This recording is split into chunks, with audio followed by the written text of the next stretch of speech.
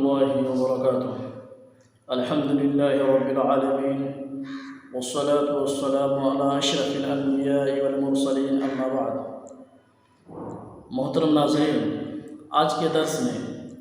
ہم یہ جاننے کی کوشش کریں گے کہ وہ کون سے اعمال ہیں جن کے کرنے کی وجہ سے اللہ رب العالمین ہمارے نام کے درخت اور پودوں کو جنت کے اندر لگاتا ہے. تو آئیے وہ حدیث سماعت فرمائیں. عن عبد الله بن مسعود رضی اللہ تعالی عنہ قال قال رسول الله صلی اللہ علیہ وسلم لقيت إبراهيم ليلة أسري بي فقال يا محمد أقري أمتك مني السلام وأخبرهم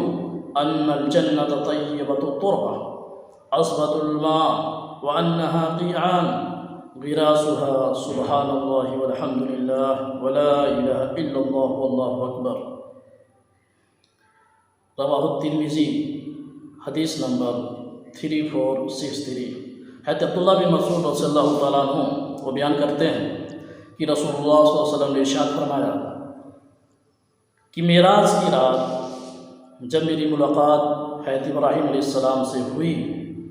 تو حضرت ابراہیم علیہ السلام نے مجھ سے کہا ہے محمد صلی اللہ علیہ وسلم کہ آپ جا رہے ہیں تو میری جانب سے اپنی امت کو سلام کہیے گا اور ان کو خبر دیجیے گا کہ جنت کی جو مٹی ہے بہت ہی پاکیزہ ہے، اس کا پانی نہایت میٹھا ہے، اس کی سرزمین ہموار ہے، یعنی بالکل خالی میدان کی طرح سے ہے. اگر آپ کی امت یہ چاہتی ہے کہ اس کے نام کا درخت اور پودا لگے تو کہیے گا کہ جنت کے اندر درخت لگانا ہے تو پڑھتے رہیں سبحان اللہ والحمد للہ ولا الہ الا اللہ واللہ اکبر. یہ ترمذی کی 3463 نمبر کی حدیث ہے. اس کا مطلب یہ ہے کہ ایک انسان